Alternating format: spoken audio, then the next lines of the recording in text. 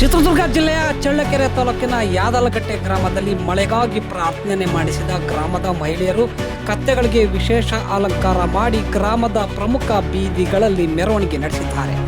ಈ ವರ್ಷ ವಾಡಿಕೆ ಮಳೆ ಕೊರತೆಯಿಂದ ಬರಗಾಲದ ಛಾಯೆ ಆತಂಕದಲ್ಲಿರುವ ಜನರು ದೇವರ ವಿಶೇಷ ಪೂಜೆ, ದೇವಾಲಯಗಳಲ್ಲಿ ಭಜನೆ ಮತ್ತು ಪೂಜೆ, ಬಂಡೆಕಲ್ಲಿಗೆ ನೀರೆರೆಯುವ ಪೂಜೆ, ಸಂಕಲ್ಪಗಳು ಮಾಡುವ ಮೊರೆ ಹೋಗಿದ್ದಾರೆ.